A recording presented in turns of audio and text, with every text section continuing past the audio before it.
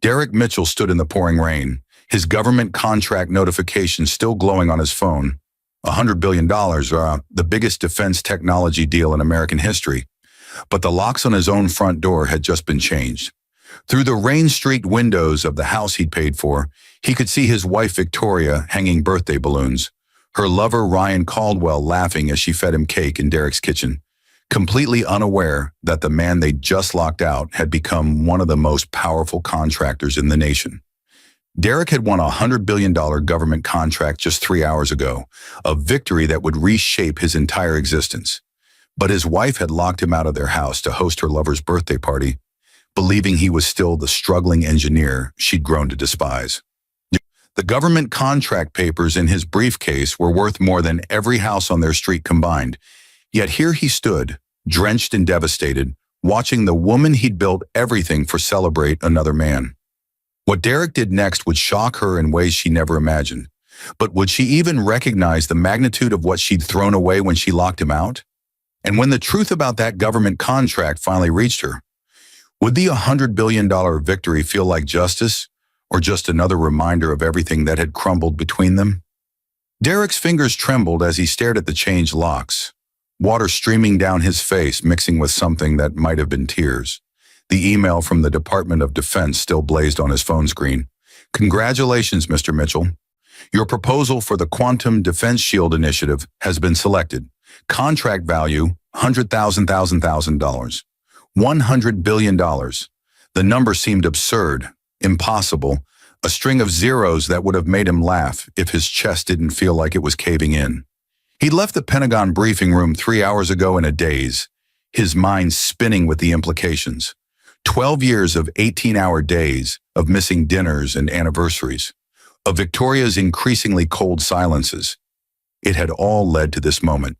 The quantum encryption breakthrough he'd developed in their garage, the same garage Victoria complained smelled like burnt circuits and broken dreams, was now classified as essential to national security. 4-star generals had shaken his hand. The Secretary of Defense had personally congratulated him. He was going to be rich beyond imagination, powerful beyond measure. But he'd wanted to tell Victoria first, before the news broke, before the media circus began. He'd driven home rehearsing the words, imagining her face lighting up, the way she'd used to look at him when they were both grad students, sharing ramen in his dorm room. He'd stopped at the jeweler on King Street and bought the emerald necklace she'd admired 6 months ago, the one she'd sighed over before walking away because it cost $3,000. Pocket change now. Everything was about to change. Then he'd pulled into their driveway and seen Ryan Caldwell's Tesla. Again. Derek had known about Ryan for 6 weeks. He'd found the text while Victoria was in the shower, her phone lighting up with messages that made his stomach twist. Ryan Caldwell, the wealth management advisor with the perfect smile and the trust fund inheritance.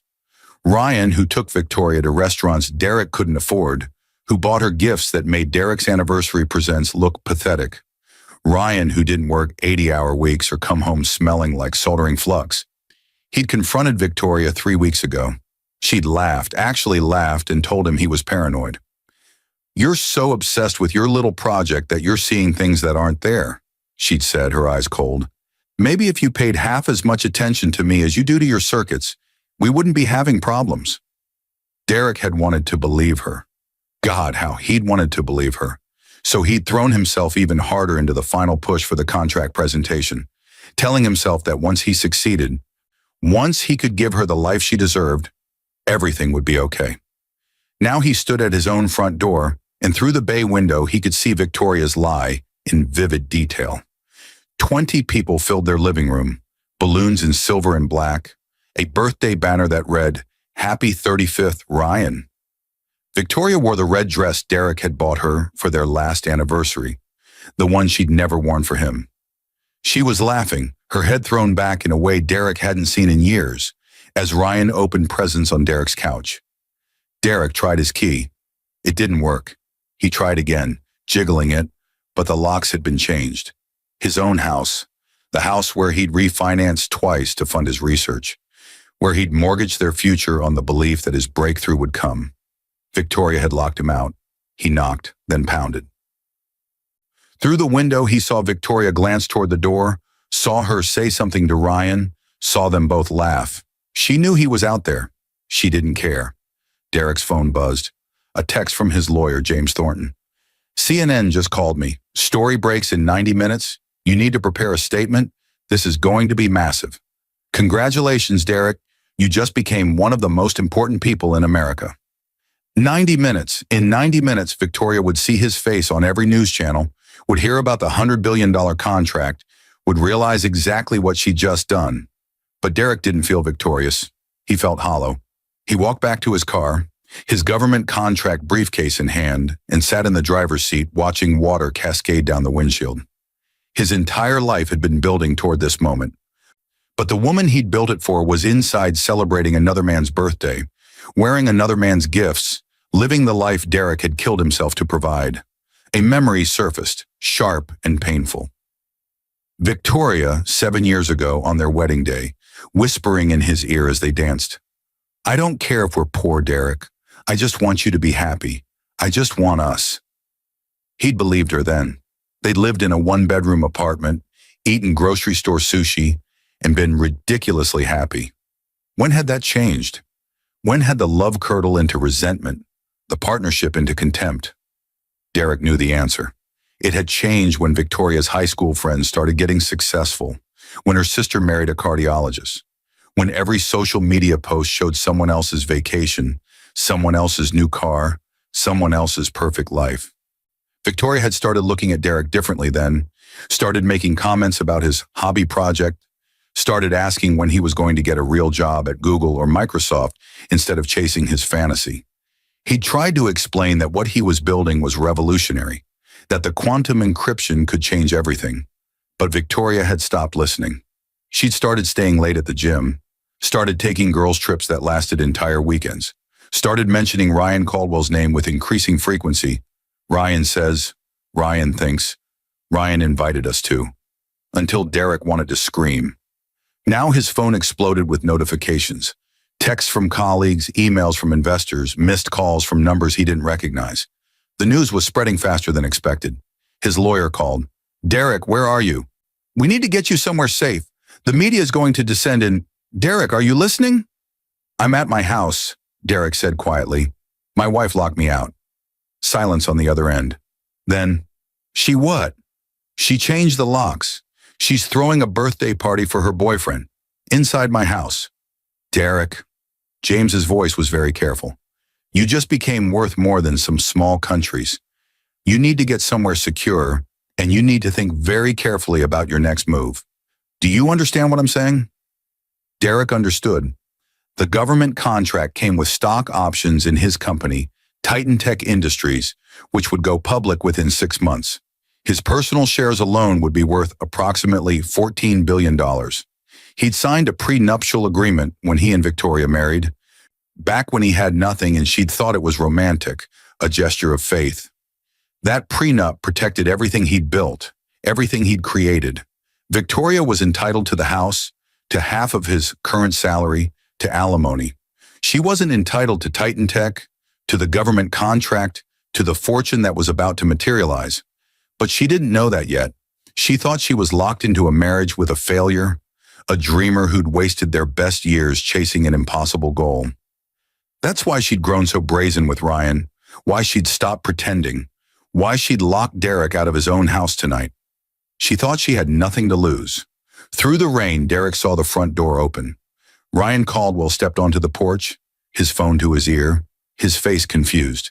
He looked at his phone, then up at the sky, then directly at Derek's car. Even from 40 feet away, Derek could see Ryan's expression change, see the recognition dawn. Ryan had seen the news. Victoria appeared behind Ryan, wrapped in his arms, laughing at something. Then she looked at Ryan's phone. Derek watched her face drain of color, watched her push away from Ryan, watched her stare at the phone screen with her hand over her mouth. She looked up, searching the street, and her eyes locked on Derek's car. Derek started the engine. His lawyer was still talking, saying something about crisis management and media strategy, but Derek wasn't listening anymore. He put the car in reverse, pulled out of the driveway, and drove away from the house where his marriage had died. away from the woman who'd locked him out on the night he'd won everything. His phone rang. Victoria. He declined the call. It rang again immediately. Again. The texts started flooding in. Derek, where are you? Derek, please call me. Derek, I can explain. Derek, I made a mistake. Derek, please come home. Come home. To the house where she'd celebrated another man's birthday while Derek stood in the rain. To the woman who'd laughed when he knocked.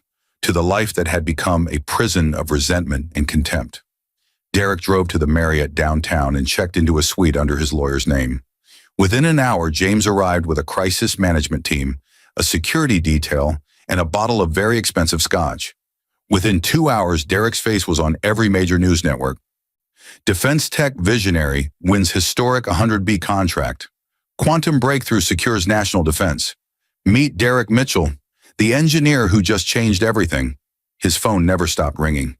Victoria called 63 times that night. Derek didn't answer once. The morning sun through the hotel windows felt like an accusation. Derek hadn't slept, had spent the night watching news coverage of himself, while his phone vibrated with hundreds of messages he couldn't bring himself to read. His face was everywhere.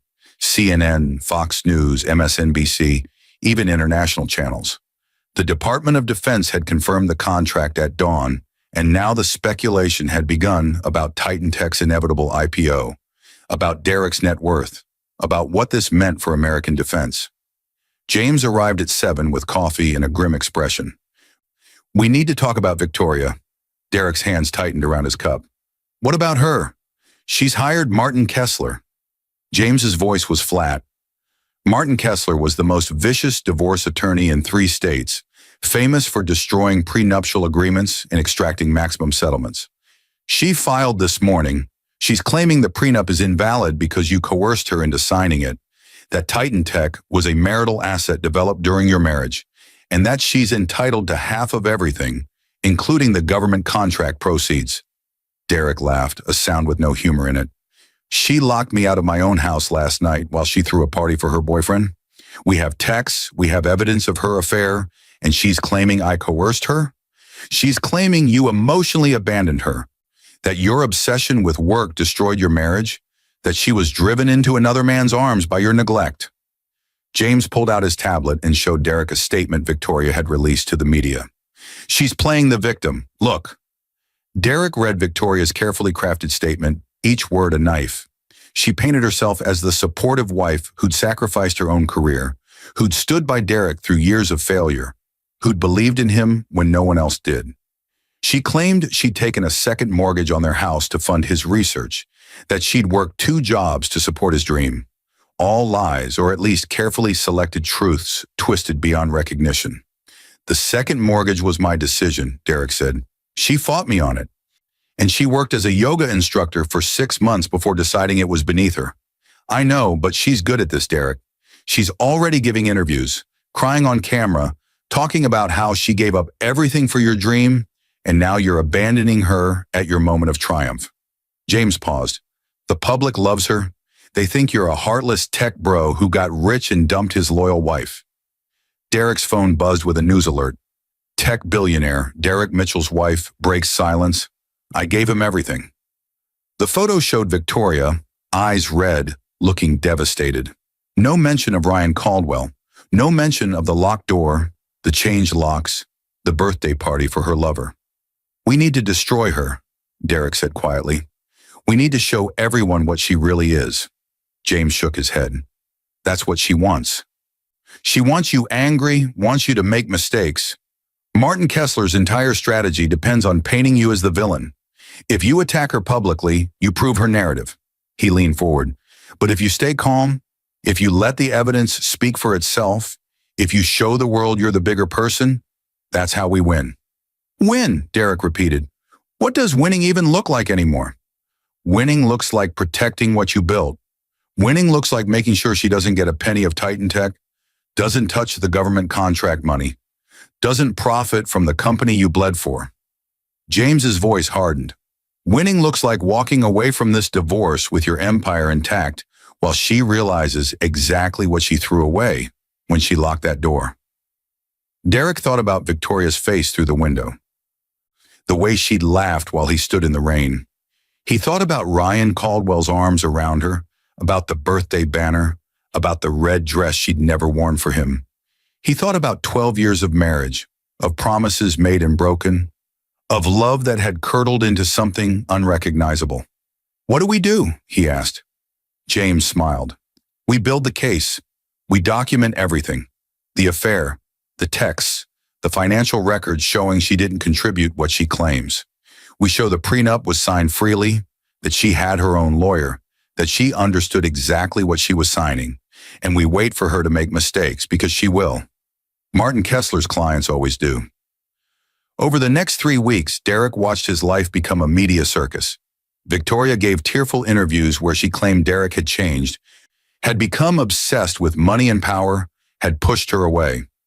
She wore simple clothes in these interviews, no makeup, playing the role of the wounded wife perfectly.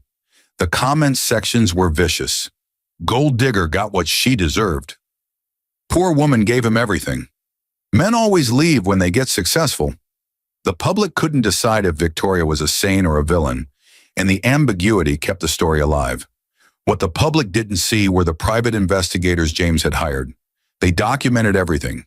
Ryan Caldwell's visits to Derek's house, the hotel rooms Victoria and Ryan had shared, the expensive gifts Ryan had bought her with money Derek had earned. They found text messages Victoria had deleted, emails she'd thought were gone forever, evidence of an affair that had lasted not 6 weeks, but nearly 2 years. Derek also didn't see that evidence immediately shared with the public. James was right. Releasing it now would look vindictive, would play into Victoria's narrative of the heartless husband. So they waited, and they built the case, and they let Victoria think she was winning. Meanwhile, Derek's company exploded. Titan Tech's valuation skyrocketed as details of the quantum defense system emerged. Major tech companies wanted to partner. Venture capitalists begged for investment opportunities. Foreign governments inquired about licensing the technology. Derek found himself in meetings with people who'd seemed unreachable just months ago, found himself making decisions that would affect thousands of jobs, millions of lives. But at night, alone in his hotel suite, he felt empty. The victory tasted like ash. He'd won everything and lost the only person he'd wanted to share it with, except he'd lost her long before the government contract, long before the locked door.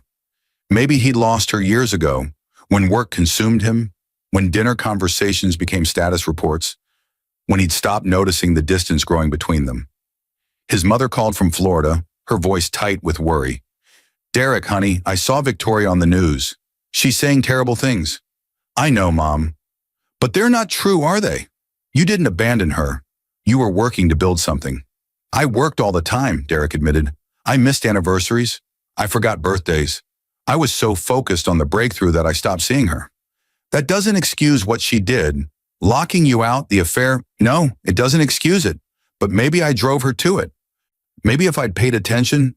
"Derek Anthony Mitchell," his mother's voice turned sharp, "don't you dare blame yourself for her choices.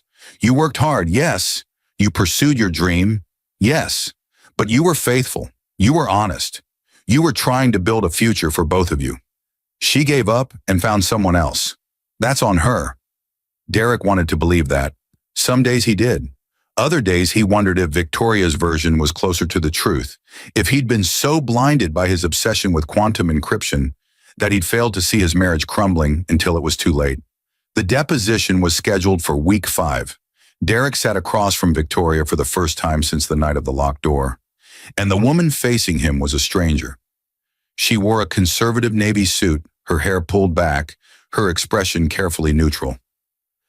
Martin Kessler sat beside her like a guard dog, ready to attack.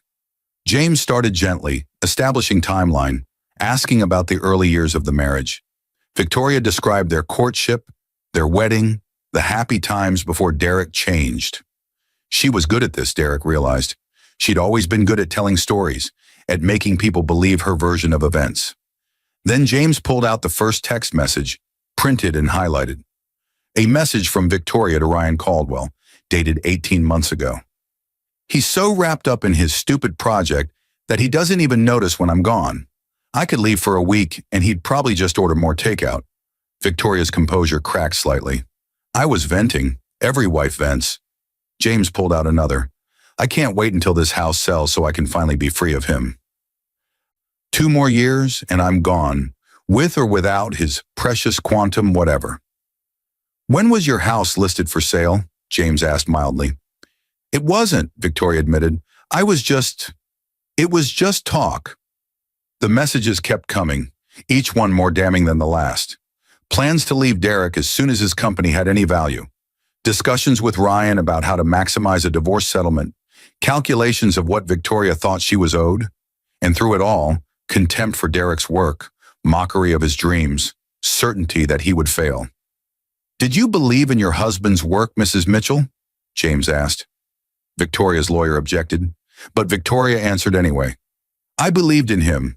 I just thought he should be practical, should take a stable job instead of chasing fantasies. Fantasies that resulted in a $100 billion government contract. I didn't know that would happen. No one did. But you knew he was presenting to the Department of Defense. He told you about the final briefing, didn't he? Victoria hesitated. Yes. And what did you do that day? Silence. Mrs. Mitchell, what did you do on the day your husband presented his quantum defense system to the Pentagon? The day he won the largest defense contract in American history? Victoria's face went red. I had plans. You changed the locks on your house and threw a birthday party for your boyfriend, James said, his voice still mild. While your husband stood outside in the rain, holding the government contract that would make him a billionaire. You were inside celebrating another man, is that correct? Martin Kessler erupted with objections, but the damage was done. The court reporter had captured Victoria's expression, the way she'd crumbled, the truth written across her face. The deposition continued for 6 hours, and by the end, Victoria's case had disintegrated. The prenuptial agreement was ironclad. She'd had independent counsel, had signed freely, had understood the terms. Her claims of financial contribution evaporated under scrutiny. The affair was documented beyond any denial. But Derek felt no triumph as he left the conference room. He felt tired, used up, like the last 12 years had been a beautiful lie that had rotted from the inside. The settlement conference happened 2 months after the deposition. Victoria looked different, thinner, harder. The mask of the wounded wife finally dropped. Martin Kessler had withdrawn from the case after the deposition disaster, and Victoria's new lawyer looked young and overwhelmed. James laid out Derek's offer, the house fully paid off, alimony for 5 years, a generous amount that would let Victoria live comfortably. Her car, her jewelry, her personal belongings, everything that was fair under the prenuptial agreement in California law. What about Titan Tech? Victoria asked. What about the government contract money? Not yours, James said simply. The prenup is clear. Any company or intellectual property developed by Derek is his separate property. You get nothing from Titan Tech, nothing from the government contract. I supported him while he built that company. You worked as a yoga instructor for 6 months, 12 years ago. Every other expense was covered by Derek's salary from his previous jobs, by loans he took out in his name, by mortgages on property he owned before your marriage. James slid a folder across the table. This is what you're entitled to under the prenup. It's fair, it's generous, and it's final. Victoria stared at the folder like it was a snake. $14 billion, she whispered. The news says he's worth $14 billion, and you're offering me the house and alimony? The house is worth $2 million. The alimony totals $900,000 over 5 years. That's nearly $3 million for 12 years of marriage, most of which you spent planning to leave. James's voice hardened. Or we can go to trial, Mrs. Mitchell. We can put every text message, every hotel receipt, every lie on public record. We can let a judge decide. But I promise you, you'll walk away with less. Victoria's lawyer whispered urgently in her ear. Victoria shook her head, then nodded, then pressed her hands to her face. I gave him 12 years, she said. I gave him my 20s and half my 30s. I believed in him when he was nothing. No, Derek said, speaking for the first time. Victoria's head snapped up, her eyes meeting his. You believed in the version of me that made you feel good about yourself. You believed in struggling artist Derek, who needed you, who made you feel important. But the moment I started succeeding, The moment my dream became real, you hated me for it. You wanted me to fail because my failure made you feel superior. That's not true. You were sleeping with Ryan Caldwell for 2 years, Victoria. 2 years. While I worked 80-hour weeks, while I mortgaged our future, while I killed myself to build something that would give us the life you said you wanted. And when I finally did it, when I finally won, you locked me out of our house to celebrate another man. Derek's voice remained calm, controlled, but Victoria flinched as if he'd shouted, I don't hate you. I'm not even angry anymore. I'm just done. The silence stretched. Finally, Victoria's lawyer cleared his throat. We'll accept the settlement. Victoria signed the papers with shaking hands. As she stood to leave, she looked at Derek one last time. Was it worth it? She asked. Was losing everything worth winning everything? Derek thought about that question for a long time after she left. Was it worth it? The $100 billion, the company, the power, the recognition. Did any of it matter when he came home to an empty hotel suite? When he had no one to share his victories with? When the woman he'd loved had become a stranger filled with resentment?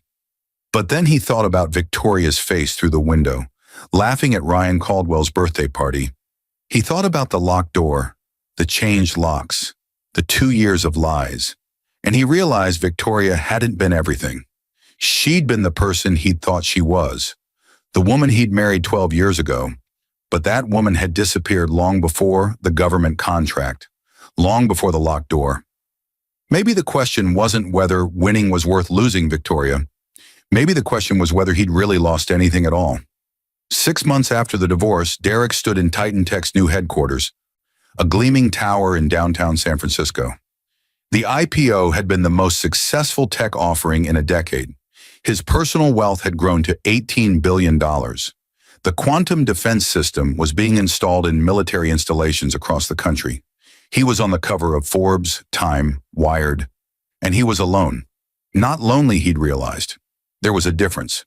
He had friends, colleagues, his mother who visited monthly. He dated occasionally. Women who were attracted to the success, to the money, to the power. It never went anywhere. He wasn't ready, might never be ready, but he was building something real. Titan Tech had hired 2,000 employees. They were developing quantum encryption for civilian use, creating technology that would protect privacy, secure communications, change how the world handled data. Derek went to work every day excited about the problems they were solving, the impact they were making. He'd also started a foundation using $1 billion of his fortune to fund STEM education, to support young engineers and scientists, to ensure that kids who dreamed of building impossible things had the resources to try. He thought about his younger self sometimes, broke and stubborn, betting everything on a dream. He wanted to be the person who helped other dreamers, who believed when no one else did. Victoria had married Ryan Caldwell 3 months after the divorce was final. Derek saw the announcement on social media, Victoria in a white dress, Ryan beaming beside her.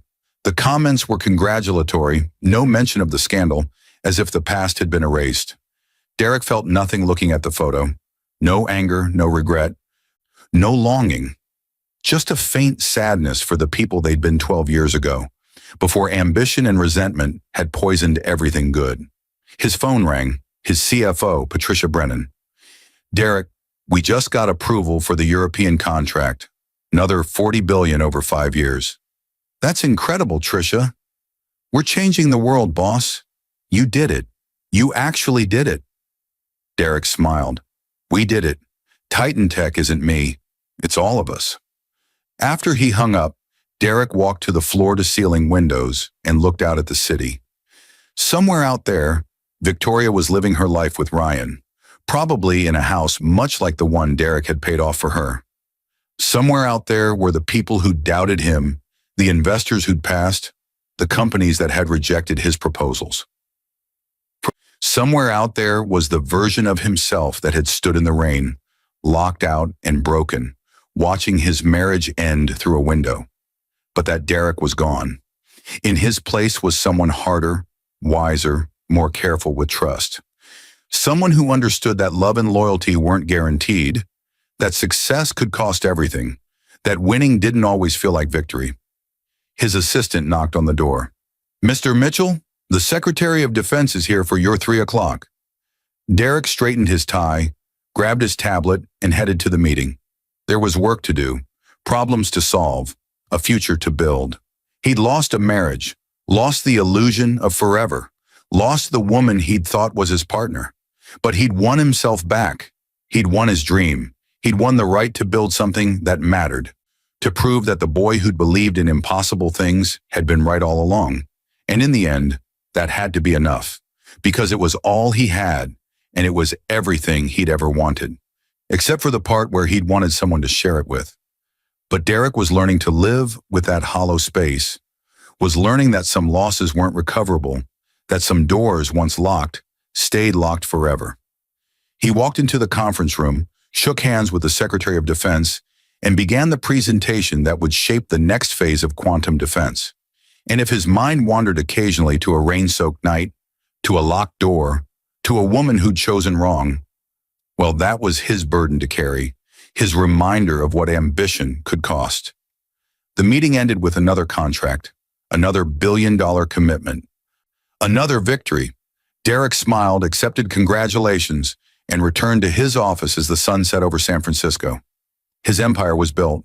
His dream was real. His name would be in history books. And Victoria would spend the rest of her life knowing she'd walked away from all of it for a man with a trust fund and a Tesla, never understanding that Derek hadn't needed her belief to succeed. He just wanted it. That was the cruelest irony. She'd locked him out thinking he was nothing, and in doing so, had locked herself out of everything. Derek turned off his office lights and headed home to his penthouse apartment, to the stunning views and expensive furniture and absolute silence. Tomorrow would bring new challenges, new contracts, new possibilities. Tonight, he would sit alone with his $18 billion and wonder if Victoria ever thought about the man she'd left standing in the rain, if she ever calculated the cost of that locked door, if she ever realized that the biggest mistake of her life had happened on the night Derek Mitchell won everything. The answer, Derek suspected, was yes, and that knowledge would have to be justice enough.